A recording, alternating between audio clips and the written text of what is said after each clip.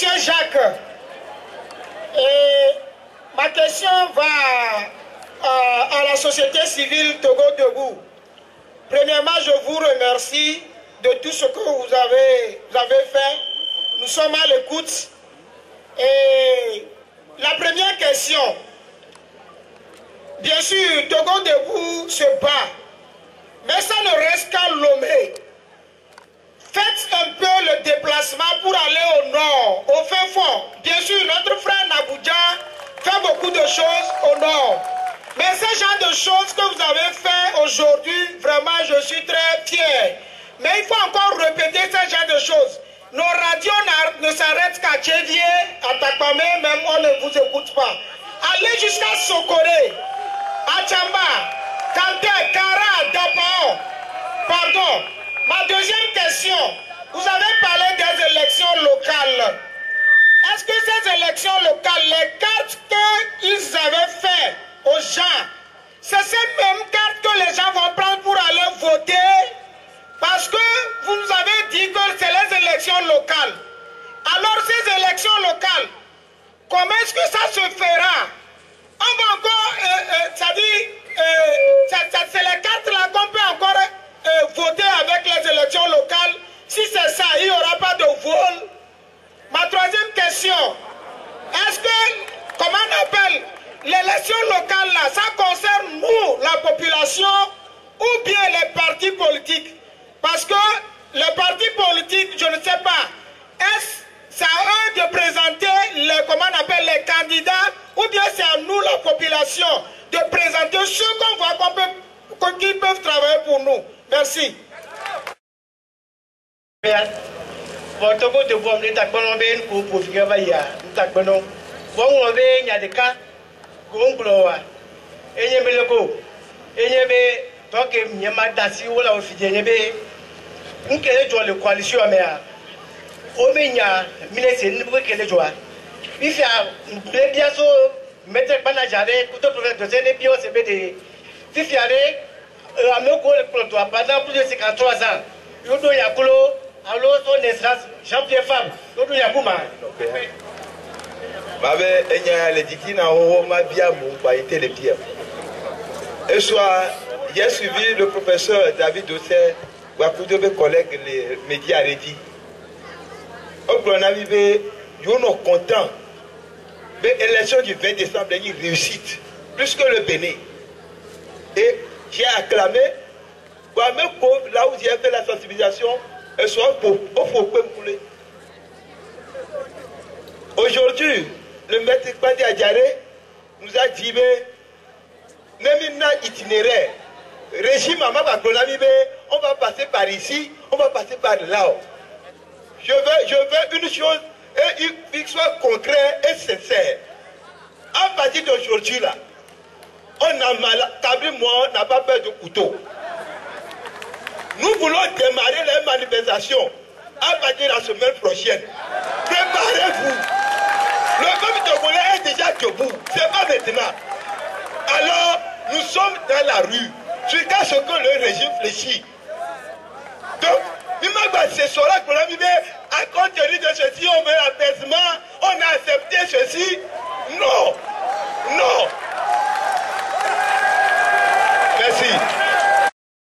On avait à Vomudinaville, à Wadomeo. À Vomudinaville, à Wadomeo, et il y a un ami à Sigbokbode, vraiment quelqu'un mis la grande fille. Nemi le Jimiade, Fika Emila Pamileo.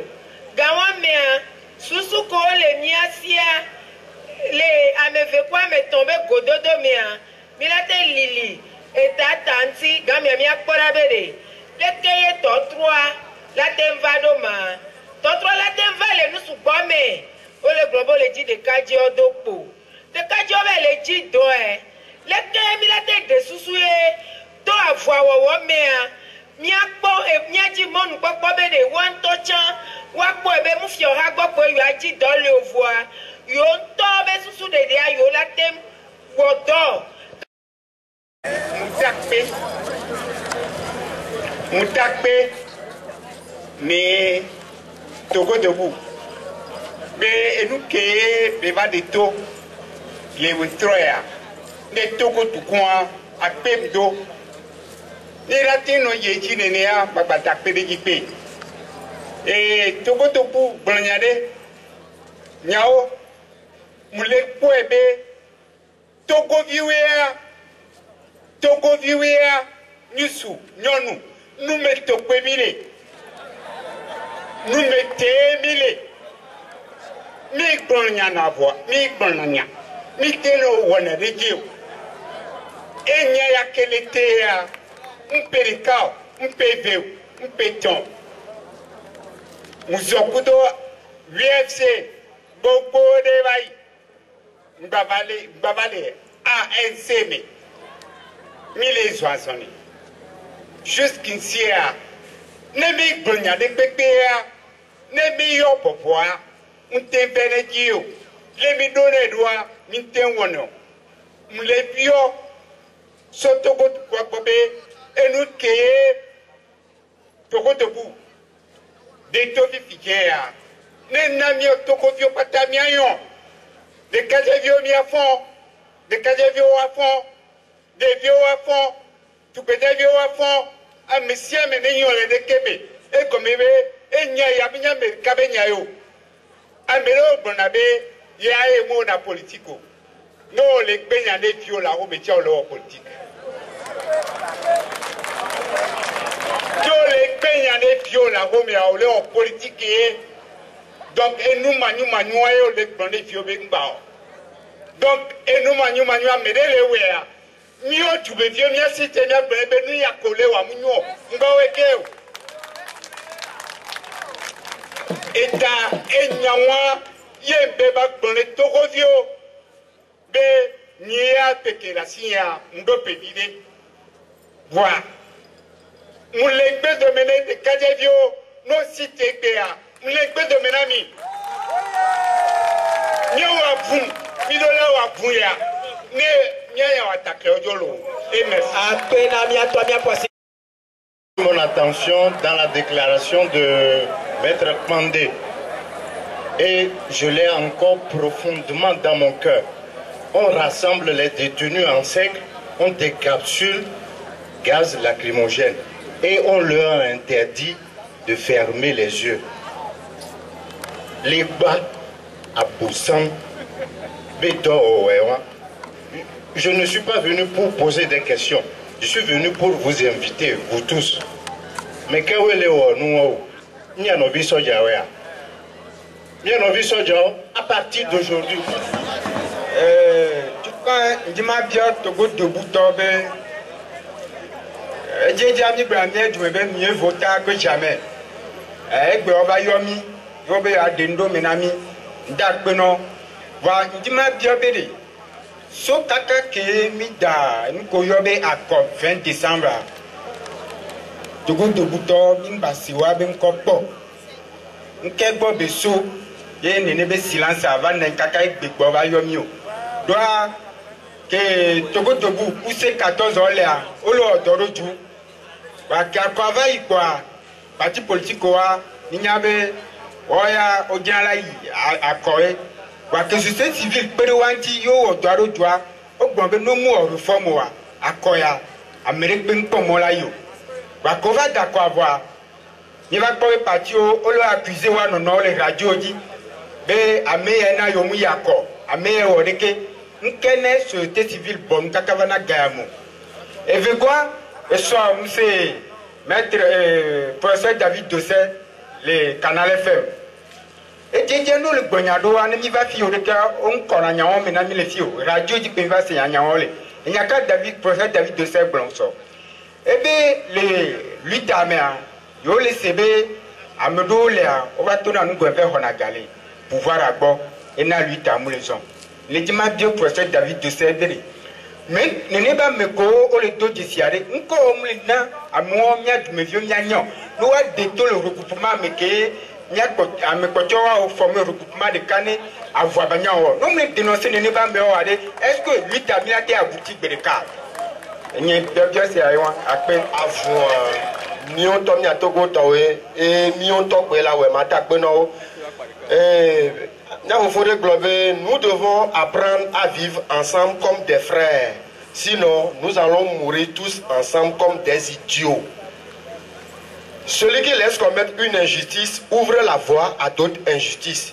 Mi a tokoto mi le pom bebele hon va mi le dasi dare kaka e va le hon bebele pour le va kaka e jo va le tenu ne mi le ga fo ke mi le ya wa ma de kuku ne togo de bube le ke o gba to o gba so avu ye ya e mi yo mi be yo la gba to avu adia de kake ponya be ma glo tutu ban eni be mi jagbagba ne mi a de fofon tora le lamene mi a togoto fofon le lamene mi a togoto kaka so tu ne va do du ban ya bolo ko ne le se toko le bon ko pa vimo wa o la wu mi kaka re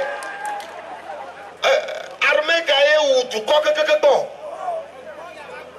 armée ka wu tu ko kaka bon bon mi a togoto wa fofon le lamene mi jagbagba ne fofon ma ne mi a de tora le lamene mi eye avu ya tsa ke mi le gblɔ be nɔ be yola gba trɔ kɔmase ya eye mi la wu etsa mi la kpɔ tatsa nɛ ba enyati ke kpɔ mi va biɔ le nu wɔ ekpe nyi be na de enyi sɔ ke mi le wɔ kekekeke va do afi ɖe ya miatogotɔ mi kpɔ be nɔ be mi du dzi keke va se de yawo tɔwo va trahi mi eye mi gba le yɔ mi eye mi la gba si te agba nɔ wɔ avu ya kekekeke akpɔa communauté internationale ke gbana. Allô, ONU Kaye Davava. Allô, Union Européenne Kagbana. Si Kaye ou Keko le Kenko Noa le Omi, yo mouve encore. Mila Gassi de la Voadi, voa Namere la fa, ava Tonya de Nami. Kaka Mila va Tonamia, Mia Boutiako, Adolo ou Mille Touyamento, nous t'y connaissons. Il est passé nous placier, nous gagnons béni les filles. Et avouer à Ole ho, voix Tokovioa. Mais de Togovio le avons, Kakamana Gbe. Voilà, les Gojo Togovio, les regroupement, Oyomi, Amo, se sacrifier au Amo. Voilà, les regroupements Kakapa, et nous pouvons pas y en avoir domaine. Voilà, Gbea, société civile avec un non-conami. Nous avons bien dans les Egbe, nous sommes over 114 partis. On va doser 14. Ni pour nous que 114 partis. Egbe mais parti néné les filles Egbe. Maintenant, parti néné les filles Egbe. Kova miabe miyoa, ni blenoa. Ye parti néné les filles Egbe. Et mi a so formé nous que mi a so toji Egbe. Et vego Kafla. Et société civile a Kourou ko le jointia au dofiomi to antobe amekolea David aussi elle est santé mais et monsieur Naboudjak elle est éducation mais Pandia Diaré elle est avocat ben on le yomi étudiant on le jeunesse ça voir Kourou quelqu'un on va le pober et Togo le na alors Togo le nya nous que les tuo et bien la cité